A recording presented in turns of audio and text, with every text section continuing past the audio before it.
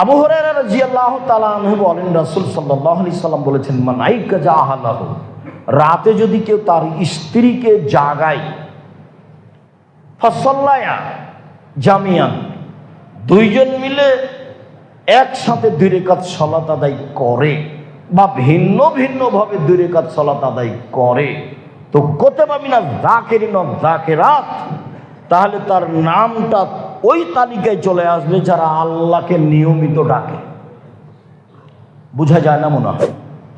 যারা আল্লাহকে রাতে ডাকে, দিনে ডাকে, যারা আল্লাহকে রাতে ডাকে, দিনে ডাকে, ওদের একটা তালিকা আছে।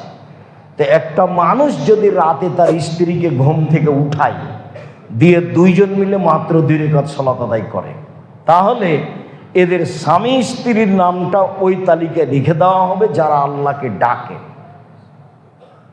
আয়েশা রাদিয়াল্লাহু তাআলা আনহা বলেন, কানা নবী সাল্লাল্লাহু আলাইহি ওয়াসাল্লাম ইসাল্লি ফিমা বাইনা ইফরাগ মিন সালাতিল ইসা ইলাল ফজর 11 রাকা। আল্লাহর নবী এশার সালাতের পর থেকে নিয়ে ফজরের আযান পর্যন্ত সময়ে 11 রাকাত সালাত আদায় করতেন। ইসাল্লামু মিন কুল্লি রাকাতাইন, 2 রাকাত পড়ে সালাম ফিরতেন, 2 রাকাত পড়ে সালাম ফিরতেন। ওয়া ইসাল্লি বিরাকাতিন ওয়াহিদা, ইউতরা বিরাকাতিন ওয়াহিদা, আর 1 রাকাত বিতর পড়তেন। এটা হলো তার স্বাভাবিক জীবন, এটা হলো তার স্বাভাবিক জীবন। 8 রাকাত তাহাজ্জুদ, 1 রাকাত বিতর, এটা হলো স্বাভাবিক জীবন। মাঝে মধ্যে 3 রাকাত। সম্মানিত দিনী ভাই বোন, আমরা নিচে নামতে নামতে 2 রাকাতে আছি। অন্তত যদি মানুষ রাতে 2 রাকাত সালাত আদায় করে আল্লাহকে ডাকার আশায়, তাহলে ওদের নামটা যারা আল্লাহকে ডাকে তাদের তালিকায় চলে আসবে। আব্দুল্লাহ ইবনে আব্বাস রাদিয়াল্লাহু তাআলা আনহু বলেন, রাসূল সাল্লাল্লাহু আলাইহি ওয়াসাল্লাম তার বিবরণ তিনি নিজে দিচ্ছেন যে, কুনতু লাইলাতান ইন দ্য মাইমুনাতা, ইন দ্য খালাতি মাইমুনাতা, একদা আমি আমার খালা মাইমুনার ঘরে ছিলাম। আমি ছোট ছেলে, আমার খালা মাইমুনার ঘরে আমি আছি রাতে। তাকদীর বশত নবী ও মাহা, সেদিন আল্লাহর নবীও আমার খালার কাছে আছেন। আমার খালা মাইমুনা, তো আমার খালার কাছে আমি গেছি। আমি ছোট ছেলে, আমি বিছানায় শুয়ে আছি আড়াআড়ি। সেদিন দেখলাম যে আল্লাহর নবীও আমার খালার কাছে আছেন। ফাতাহাদ্দাসা মাহা সাআতান, দেখলাম তিনি আমার খালার সাথে কিছুক্ষণ কথা বললেন ঘুমানোর পূর্বে। কি বললেন তা তিনি উল্লেখ করেননি। বলছেন যে আমার খালার সাথে তিনি কিছুক্ষণ কথা বললেন, সুমা রাকাতা, তারপর তিনি ঘুমিয়ে গেলেন। ফালাম্মা কানা সুলুসুল লাইলিল আখিরা, যখন রাতের 3 ভাগের 2 ভাগ পার হলো, কাদা, দেখলাম তিনি উঠে বসলেন। আমি বয়স কম হলে কি হবে, আমার বুদ্ধির অভাব নাই, আমি লক্ষ্য করছি তিনি কি করেন। সারা রাত পরীক্ষা করছি আমি, তিনি কি করেন। আজকে তো বিশাল ব্যাপার, তাকদীর বশত আমি আমার খালার কাছে আছি। সেই দিন দেখি মুহাম্মদ সাল্লাল্লাহু আলাইহি ওয়াসাল্লাম আমার খালার কাছে, দেখি আজ কি হয়। তো দেখলাম তিনি সন্ধ্যা রাতে আমার খালার সাথে কিছুক্ষণ কথা বললেন, তারপরে ঘুমিয়ে গেলেন। ঘুম থেকে উঠলেন রাতের 3 ভাগের 2 ভাগ পার হওয়ার পরে। তারপরে তিনি আকাশের দিকে লক্ষ্য করলেন। ফানাজারা ইলাস সামা, তিনি আকাশের দিকে লক্ষ্য করলেন। তিনি বললেন, ইন্না ফি খালকিস সামাওয়াতি ওয়াল আরদ ওয়া ইখতিলাফিল লাইলি ওয়ান নাহার লায়াতিন লিউলিল আলবাব, নিশ্চয় আসমান জমিনের সৃষ্টিতে জ্ঞানী ব্যক্তিদের জন্য নিদর্শন রয়েছে। আল্লাযীনা ইয়াযকুরুল্লাহা কিয়ামান ওয়া কুউদান, যারা আল্লাহকে ডাকে বসে, শুয়ে, দাঁড়িয়ে, দাঁড়িয়ে, বসে, শুয়ে, যারা আল্লাহকে ডাকে তাদের জন্য আসমান জমিনে আল্লাহর নিদর্শন রয়েছে। এবং বলে, রব্বানা মা খালাকতা হাযা বাতিলান সুবহানাকা ফাকিনা আযাবান নার, হে আমার প্রতিপালক, আসমান জমিনকে তুমি অনর্থক সৃষ্টি করনি, তুমি আমাদেরকে জাহান্নাম থেকে বাঁচাও। রব্বানা ইন্নাকা মান তুদখিলিন নার ফাকাদ আখযাইতাহু ওয়া লিয যালিমিনা মিন আনসার, হে আল্লাহ, তুমি যাকে জাহান্নামে দিলে তাকে অপমান করলে, তার সহযোগী কেউ নেই। রব্বানা ইন্নানা সামিনা মুনাদি ইউনাদিলিল ঈমান, শুনলাম তুমি বলছো যে ঈমান আনো, শুনলাম তুমি বলছো যে ঈমান আনো, এই যে ফাআমান্না, ঈমান আনলাম, যেহেতু ঈমান আনলাম, ফাগফির লানা যুনুবানা ওয়া কাফফির আন্না সাইয়্যাতিনা ওয়া তাওফানা মা'আল আবরার, পাপ ক্ষমা করে দাও, ভালো মানুষের মধ্যে মরণ দাও, পাপ মিটিয়ে দাও, পাপ ক্ষমা করে দাও, পাপ মিটিয়ে দাও, আর ভালো মানুষের সাথে মরণ দাও। রব্বানা ওয়া আতিনা মা ওয়া'আদতানা আলা রাসূলিকা ওয়া লা তুখজিনা ইয়াওমাল কিয়ামা ইন্নাকা লা তুখলিফুল মিয়াদ, নবী রাসূল দিয়ে যে ওয়াদা করেছো সেটা পূর্ণ করে দাও। নবী দিয়ে যেটা ওয়াদা করেছো যে আমার কাছে বললে আমি জাহান্নাম থেকে বাঁচিয়ে নেব, এটা তো নবী বলেছে, বাঁচিয়ে দাও। নবীর সাথ দিয়ে, নবীর মাধ্যম দিয়ে যেটা ওয়াদা করেছে আমাদের সাথে সেটা দিয়ে দাও, দিয়ে দাও। ইন্নাকা লা তুখলিফুল মিয়াদ, তুমি তো ওয়াদা ভঙ্গ করো না, তুমি তো ওয়াদা ভঙ্গ করো না। খুব চাপ দিয়ে বলতে হবে, রাতে খুব চাপ দিয়ে বলতে, এটা করে দিতে হবে, সকাল হওয়ার সুযোগ নেই, সকাল হওয়ার আগেই করে দিতে হবে। আমার ছেলে মেয়েকে এইটা করে দিতে হবে, জমি জায়গা আমার এইটা করে দিতে হবে। এই যে দেখেন না বলছে, ঘুম থেকে উঠেই এগুলো বলছেন, বলতে বলতে এক পর্যায়ে বলছেন, হ্যাঁ শুনলাম তুমি তো বললে যে তোমাকে মেনে নিতে হবে, নিলাম। হ্যাঁ শুনলাম তুমি তো বললে যে তোমাকে মেনে নিতে হবে, নিলাম। যেহেতু নিলাম, কাজে একটা কথা শোনো, পাপ ক্ষমা করে দাও, আর একটা পাপ মিটিয়ে দাও, আর একটা ভালো মানুষের সাথে দাও, আরেকটা তুমি তোমার নবীদের সাথে যেটা ওয়াদা করেছে যে আমরাকে দিবা, নবীরা বলেছেন আমাদেরকে, সেটা করে দাও, সেটা করে দাও, করতেই হবে। আরো বলছি, ওয়াদা খেলাপ করো না, ওয়াদা খেলাপ করো না, তুমি তো পারো করতে, যা নবীর মুখ দিয়ে বলে নিয়েছে সেটা করে দাও। তা আপনি ঘুমিয়ে আছেন, কে বলবে এগুলো বলেন তো দেখি, কে বলবে? আল্লাহ নিজে বলছেন বলো আমি শুনবো, চাও আমি দিব, আর ক্ষমা চাও আমি ক্ষমা করে দিব। আর এখন নবী বলছেন যেগুলো কোরআন মাজিদের আয়াত, দেখলাম মুহাম্মদ সাল্লাল্লাহু আলাইহি ওয়াসাল্লাম এইগুলি বললেন। সম্মানিত দিনী ভাই বোন, আব্দুল্লাহ ইবনে আব্বাস রাদিয়াল্লাহু তাআলা আনহু বলেন, রাসূল সাল্লাল্লাহু আলাইহি সাল্লাম একদিন রাতে উঠলেন, এটাও তার বর্ণনা, আগেরটা তার বর্ণনা। এবার খালার সাথে কথা সম্পৃক্ত নয়, এবার তিনি বলছেন তিনি রাতে তাহাজ্জুদের জন্য উঠলেন, তিনি আকাশের দিকে লক্ষ্য করে বলছেন, আল্লাহুম্মা রাব্বানা লাকাল হামদ, হে আল্লাহ তোমার প্রশংসা, আল্লাহুম্মা রাব্বানা লাকাল হামদ, হে আল্লাহ তোমার প্রশংসা। আকাশ জমিনে যা কিছু আছে সব কিছুর মালিক তুমি, আনতা মালিকুস সামাওয়াতি ওয়াল আরদি ওয়া মান ফিহিন্না, আকাশ জমিনের মধ্যে যা কিছু আছে, আকাশ জমিন সহ সবার মালিক তুমি। আনতা নূরুস সামাওয়াতি ওয়াল আরদি ওয়া মান ফিহিন্না, আসমান জমিন এবং এর মধ্যে যা কিছু আছে তার আলো তুমি। রব্বানা লাকাল হামদ, হে আল্লাহ তোমার প্রশংসা। ওয়াদাকাল হাক্ক, তোমার ওয়াদা সত্য। ও লিকাউকা হাক্কুন, বিচারের মাঠে তোমার সাক্ষাৎ সত্য। ও কাউলুকা হাক্কুন, তোমার কথা সত্য। অল জান্নাতু হাক্কুন, জান্নাত সত্য। ও নার হাক্কুন, জাহান্নাম সত্য। ও নবিউল হাক্কুন, নবীগণ সত্য। ও মুহাম্মাদুল হাক্কুন, মুহাম্মদ সত্য। ও সাআতু হাক্কুন, কিয়ামত সত্য। আল্লাহুম্মা লাকা আসলামতু, হে আল্লাহ আমি তোমাকে মেনে নিলাম। অবেকা আমান্ত, আমি তোমাকে বিশ্বাস করলাম। ওয়ালাইকা তাওয়াক্কালতু, তোমার উপরে আমি ভরসা করলাম। অবেকা আনাব্দ, আমি তোমার দিকে অভিমুখী হলাম। অবেকা খাসান্ত, সব সমস্যা তোমাকে দিয়ে মোকাবেলা করলাম।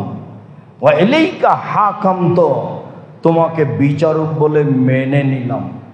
রব্বানা, হে আমাদের প্রতিপালক, ফাগফির মা কাদ্দামত ওয়া মা আখারত, আগে যা করেছি ক্ষমা করে দাও, পরে যা করেছি তা ক্ষমা করে দাও। ও আলান্ত, প্রকাশ্যে যা করেছি ক্ষমা করে দাও। ও আসরাত, গোপনে যা করেছি ক্ষমা করে দাও। ওমান তালামু বিহিন্নি, আমি জানি না তুমি জানো, সেটা ক্ষমা করে দাও। কবে কোন পাপ করেছি সেগুলো জানি, সেগুলো আর জানা নেই, ক্ষমা করে দাও। আগে করেছি ক্ষমা করে দাও, পরে করেছি ক্ষমা করে দাও, প্রকাশ্যে করেছি ক্ষমা করে দাও, গোপনে করেছি ক্ষমা করে দাও।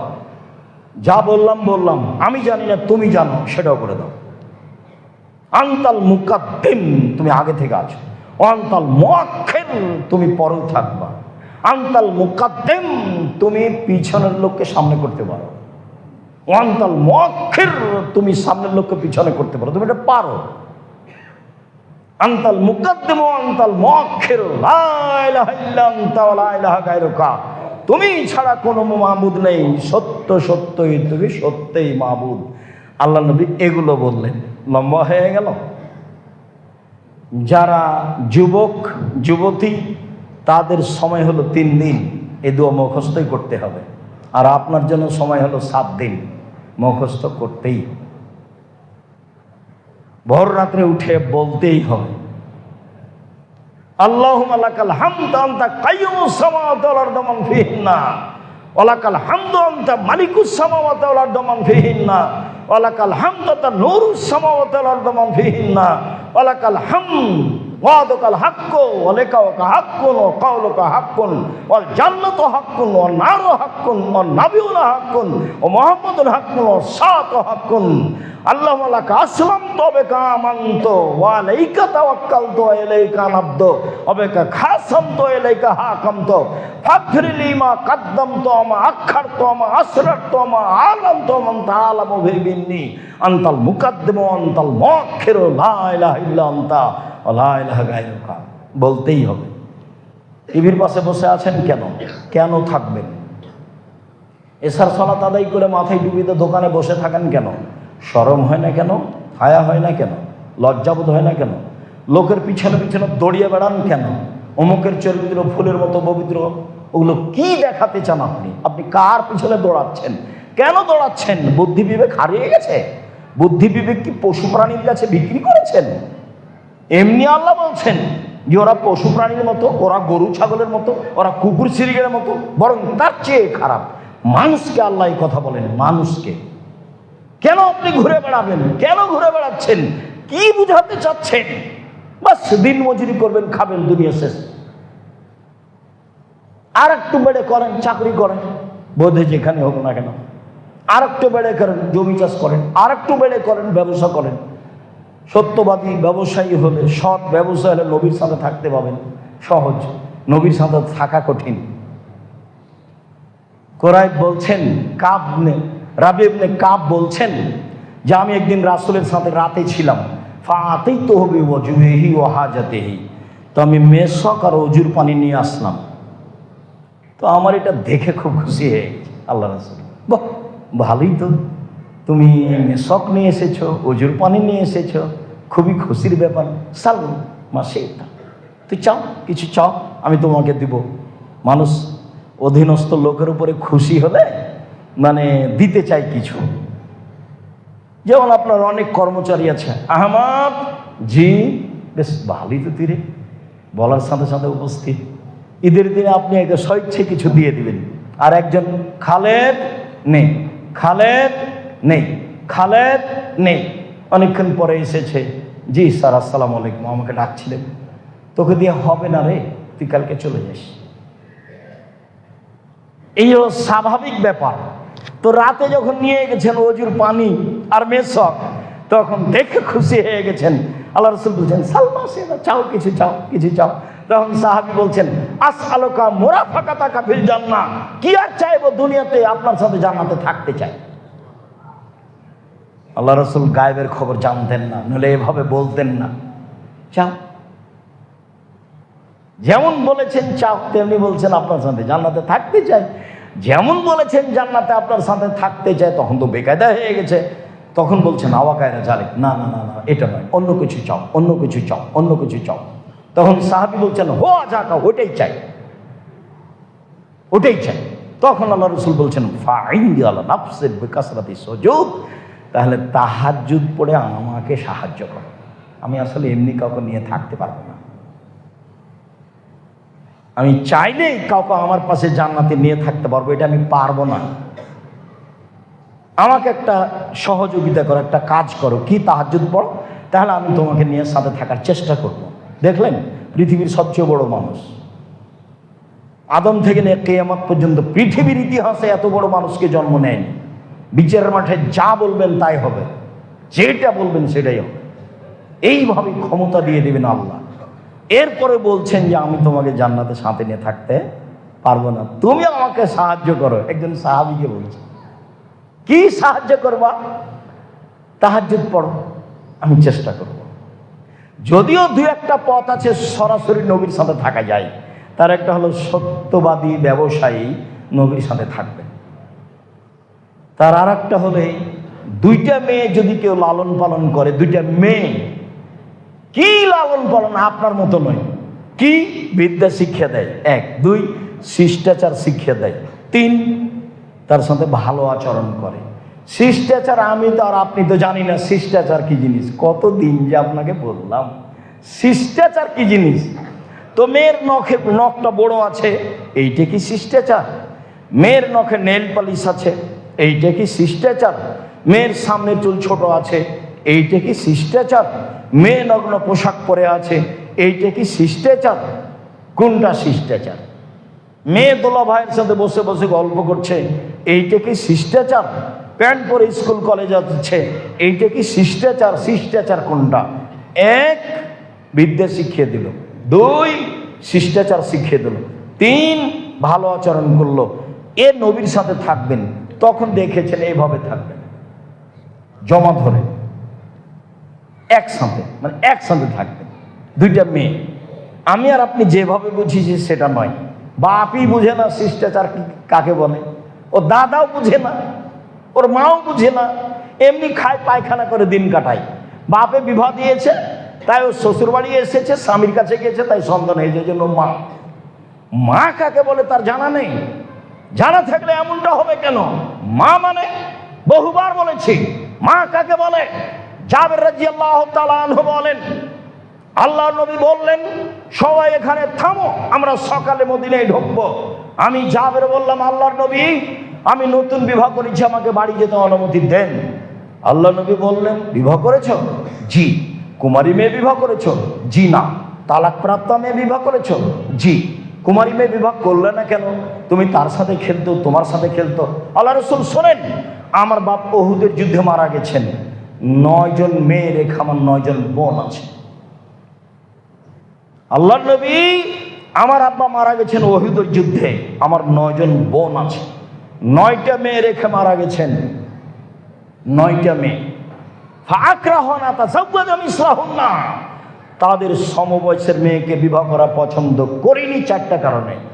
তাদের সমবয়সের মেয়েকে বিবাহ করা পছন্দ করিনি 4টা কারণে। তাদের সমবয়সের মেয়েকে বিবাহ করা পছন্দ করিনি 4টা কারণে। 1 লিতুআল্লিমুহুন্না, বেশি বয়সের মেয়ে বিবাহ করেছি যাতে করে তারা আমার বোনদেরকে বিদ্যা শিখাতে পারে। 2 বলে তুআদ্দিবুহুন্না, যাতে করে আমার স্ত্রী ওদেরকে শিষ্টাচার শেখাতে পারে। 3 বলে তুরাজ্জালাহুন্না, যাতে করে আমার স্ত্রী ওদেরকে পরিপাটি করে সাজগোজ করে রাখতে পারে। 4 বলা তাকুমা আলাইহিন্না, যাতে করে আমার স্ত্রী ওদেরকে পাহারা দিতে পারে। নেন এবার হাদিস তো বুখারী মুসলিম। মানে আল্লাহ রাসূল বললেন মা মানে হলো বিদ্যা শিখাবে, মা মানে হলো শিষ্টাচার শিখাবে, মা মানে হলো পরিপাটি করে সাজগোজ করে রাখবে, মা মানে হলো বাচ্চাদের পাহারা দিবে, তার নাম মা। ও তো নিজে বড় মোবাইল খুলে বসে আছে আর ছোট ছোট বাচ্চাকে দিয়েছে যে তোরা এ কর, ওই যে কার্টুন দেখ, কেননা বাচ্চারা বিরক্ত করছে, তার মোবাইল দেখতে অসুবিধা হচ্ছে। বলেন এটা কেমন মা, এ কি করতে পারে? সব পরিবর্তনের জন্য চেষ্টা করতে হবে রাতে। রাতে চেষ্টা করার বিকল্প কোনো পথ নেই।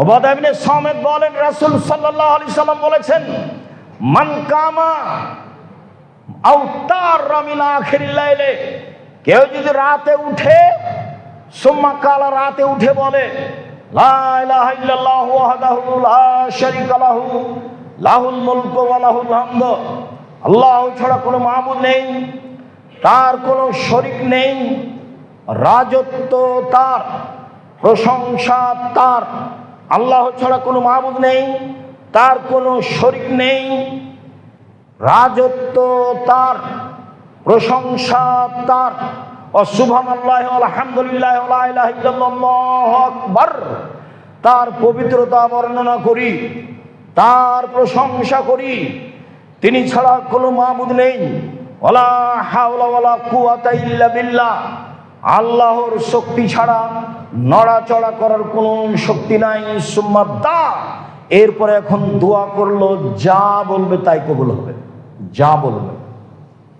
তাহলে বলার সময় শেষে হয়ে গেল, যা বলবেন তাই সবে। এটা হাদিস বুখারী মুসলিম, আমি আপনাকে নিচে থেকে কিছু বলিনি। এই জন্য রাতে আপনাকে উঠতে হবে। কোনোটাই যদি না পারেন, সূরা আল ইমরানের শেষ রুকুর প্রথম আয়াত যদি না মুখস্থ থাকে, সূরা আল ইমরানের শেষ রুকুর প্রথম 5 আয়াত যদি মুখস্থ না থাকে, তাহলে লম্বা দোয়ায় আসেন।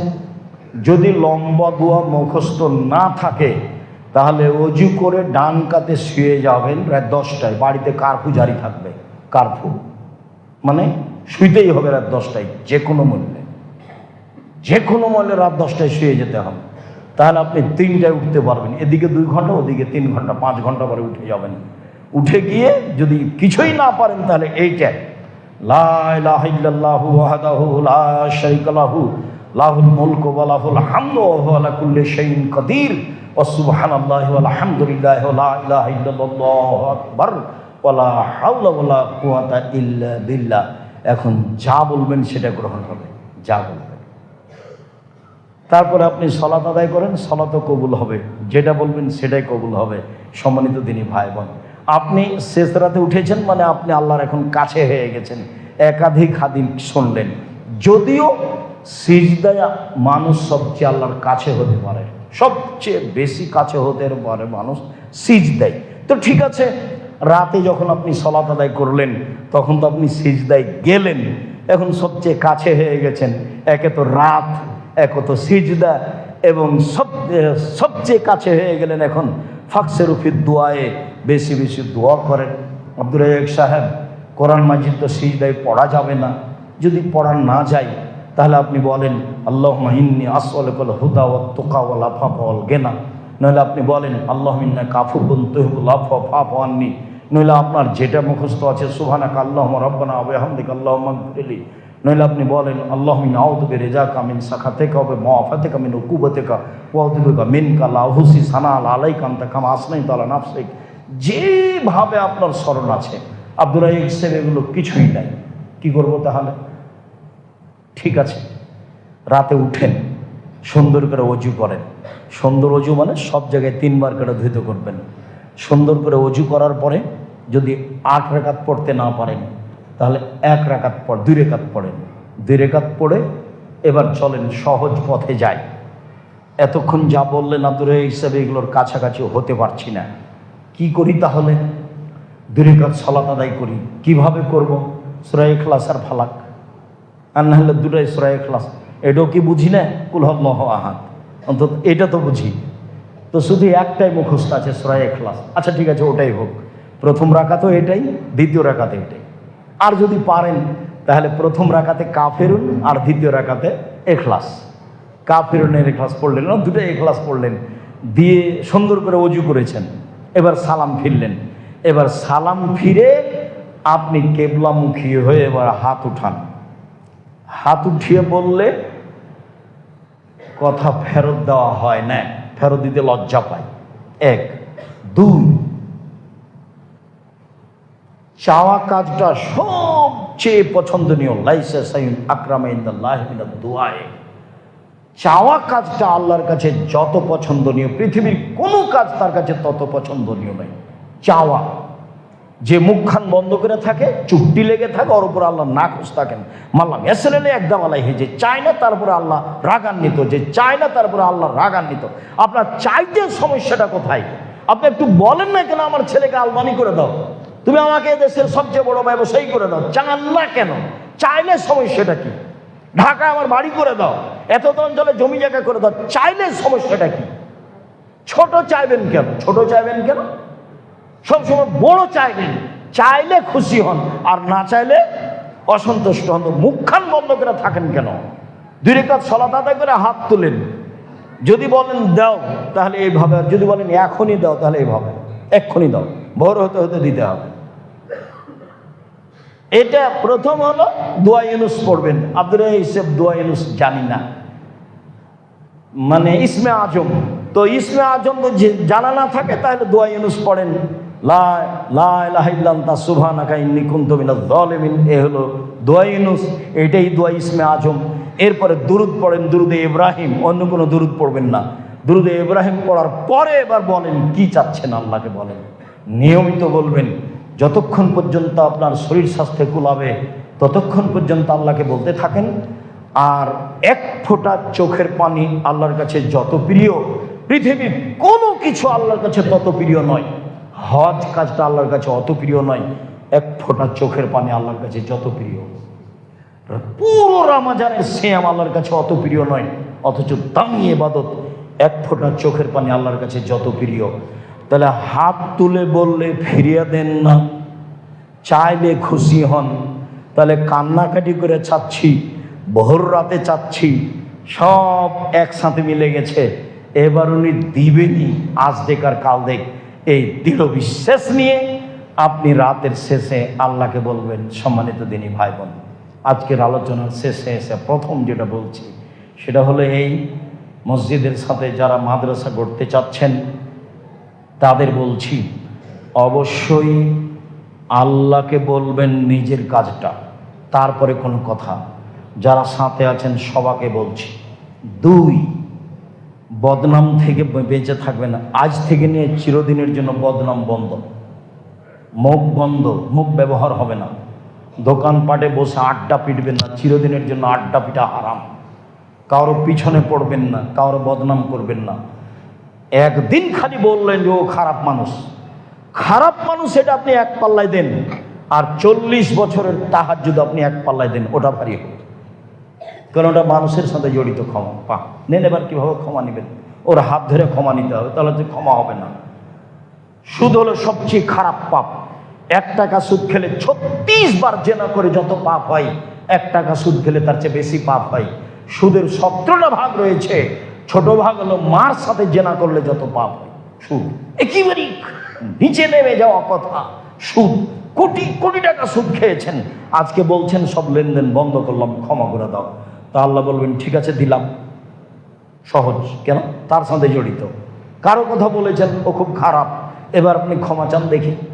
হজ করতে চলে যান, কাবা ঘরের গিলাপ ধরে কান্নাকাটি করেন, কোনো পথই নেই, ওরই হাত ধরে বলতে হবে ভাই আমার বলা ভুল হয়ে গেছে, তুমি মাফ করো। আর যদি না বলে মারা যান তাহলে বিচারের মাঠে নেকি দিয়ে দিতে হবে। এখন কতটা নেকি দিতে হবে? একজনের দিতে দিতে যদি সবই শেষ হয়ে যায় তাহলে তাহাজ্জুদ আর ইবাদত কিচ্ছু কুলালো না, সব ওরই পিছনে দিয়ে জাহান্নামে চলে যাব। কেন আপনি নিজের খেয়ে মানুষের বদনাম করতে গেলেন? মুখ খুলবেন না জিন্দেগিতে, যা হবে হবে। ও লুটে খেয়ে না আপনাকে, আপনার বদনাম করে দুনিয়া ভরে ফেলে দেখ, আপনি মুখ খুলবেন না। পথ আপনার ভালো হবেই, ইনশাল্লাহ ভালো হবেই হবে।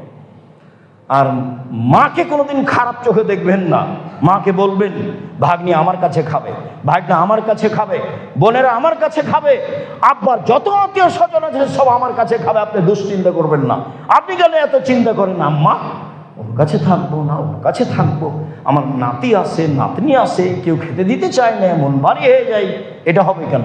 তুমি তোমার বউকে বলে দিও মন ভারী করবো না, আমার ভাগ্নি আমার কাছে খাবে, আমার ভাগ্না আমার কাছে খাবে। আমার বোনেরা আমার কাছে খাবে, আমার বাপের যত আত্মীয় স্বজন রেখে গেছে সব আমার কাছে খাবে, আমার আব্বা চলে গেছে। আরে আমার বাপের আত্মীয় স্বজন কেন, তোমার আত্মীয় স্বজন, আমার আব্বার সাথে যত 10 বন্ধু ছিল সবার খাদ্য আমার কাছে খাবে। আল্লাহটা আমার হাত দিয়ে ব্যবস্থা করে দিবে। আপনার মনটা বড় হয় না কেন, সবসময় মনটা ছোট কেন? সম্মানিত দিনী ভাই বোন, ব্যবস্থা তো আল্লাহ করবেন। আপনার মাকে আপনি কেন বেঁকে দেয় ফেলবেন কেন? খেতে আপনি দেন, খেতে ওপরওয়ালা দেয়।